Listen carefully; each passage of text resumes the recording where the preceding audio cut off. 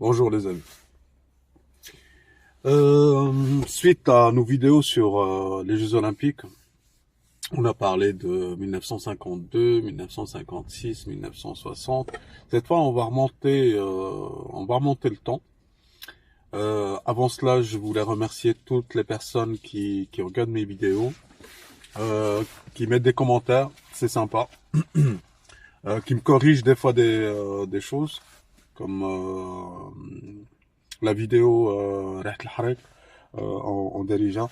Merci à la dame. Elle m'a montré comment s'écrivait, plutôt comment écrire al-Harek. Merci beaucoup.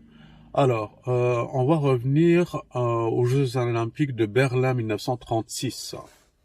Alors, 1936, donc c'est l'Allemagne nazie. Ce qui s'est passé d'intéressant, il y a eu quelque chose d'intéressant.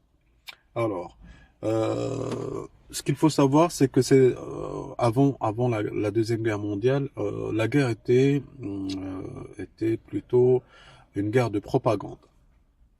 Donc, Hitler, avec son ministre de la propagande Goebbels, ils ont vu que les Jeux Olympiques, c'était une bonne façon de promouvoir leurs idées ariennes, leurs idées de suprématie. Alors, ils ont construit le complexe olympique de Berlin. Bon, à l'époque, c'était le plus grand. Euh, mais avant cela, en 1939, pardon, 1931, c'était la finale pour savoir qui allait organiser les Jeux Olympiques. La finale, c'était entre Barcelone et Berlin. Et il y a pas mal de gens qui voulaient boycotter ces jeux à cause des nazis. Donc national socialisme. Euh, et donc c'est Berlin qui gagne. Hitler n'en voulait pas, mais c'est Goebbels qui a insisté. Il lui a fait changer d'avis. Il lui a dit que c'était une bonne façon de faire la promotion de nos idées, etc. Ce qu'il faut savoir, euh, enfin, d'après l'Occident, c'est que c'était un gouvernement raciste, antisémite, etc. Donc ils ont mis les bouchées doubles, ils ont construit les plus beaux stades, etc., complexes olympiques, sportifs. Et il y a eu deux personnes qui ont joué un rôle pour que l'Allemagne ou Berlin prennent les Jeux Olympiques. Alors de Coubertin, c'est le français, c'est le père des Jeux Olympiques modernes, c'est en français.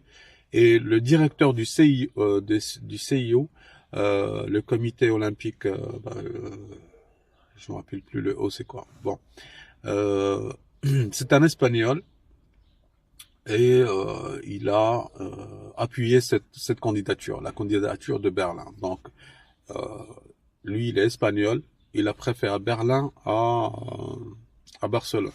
Bon, il y a des gens des fois qui sont un petit peu éthiques, qui ont des principes, on va dire. Hein, t'as compris. Alors, de Coubertin aussi, il a reçu un gros chèque. À l'époque, il vivait déjà à Lausanne pour des raisons sportives. Alors, donc, arrivent les Jeux Olympiques. Ils se sont bien préparés. Ils ont montré que ils étaient plus antisémites. Ils ont fait participer une juive avec leur équipe d'escrime.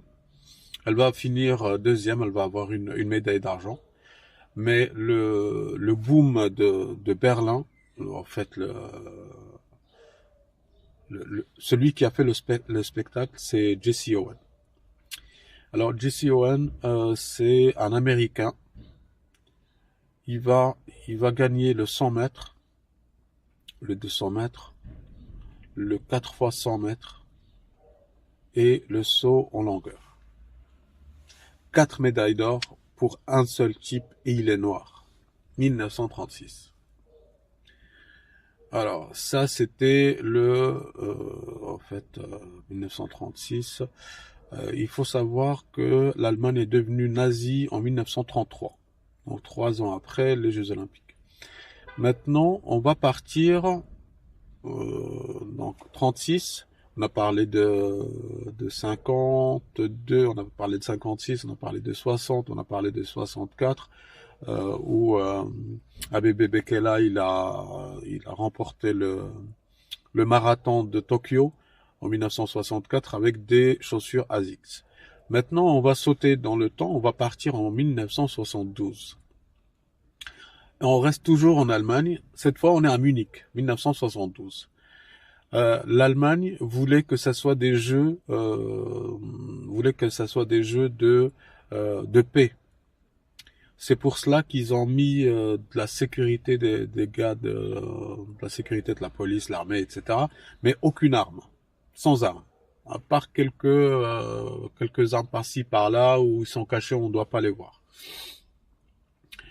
Il y avait un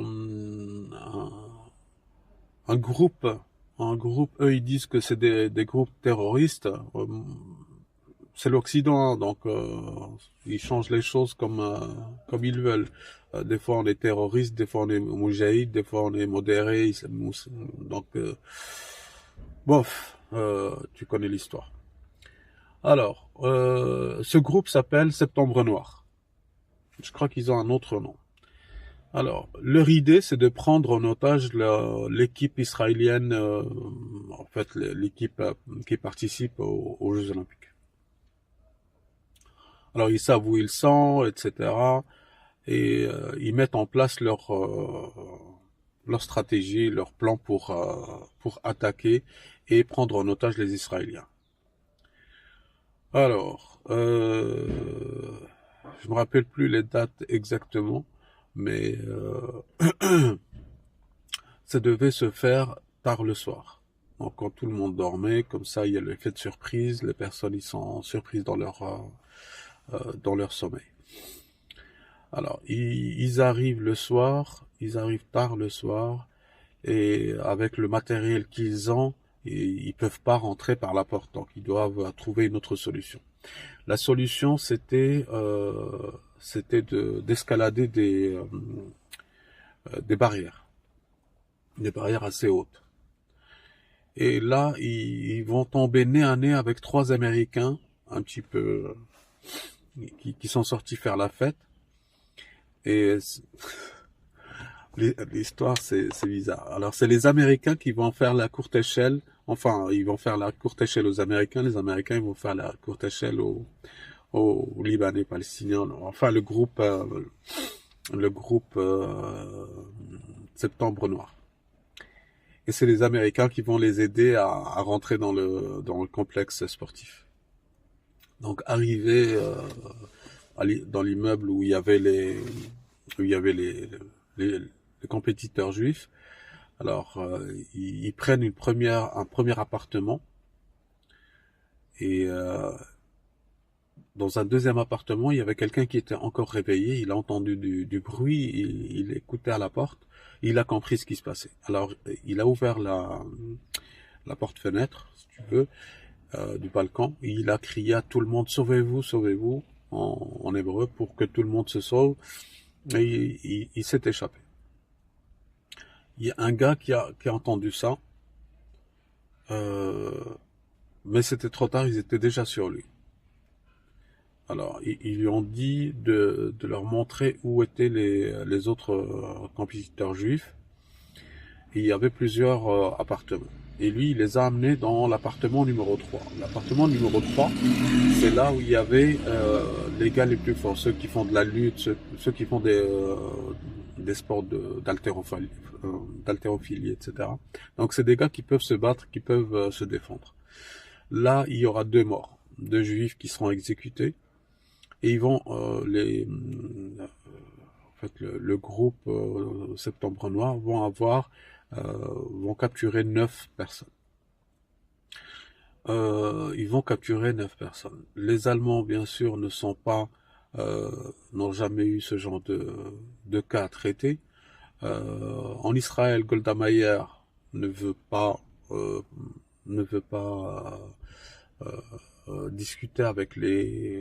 discuter ou céder aux exigences du groupe Septembre Noir. Alors, c'est dans l'impasse. Donc le groupe, les ravisseurs prennent les 9 personnes, ils mettent un ultimatum à 9 heures du matin le lendemain. Donc tout le monde est au courant. Toutes les caméras du monde sont braquées, non pas sur les stars du sport, les athlètes, mais ils sont braqués sur l'histoire israélo-palestinienne. Donc là, le monde se réveille. Il y a 500 millions de personnes qui regardent et tout d'un coup, on parle Palestine, qu'est-ce qui se passe, les Juifs, Israël, etc., etc. Donc c'était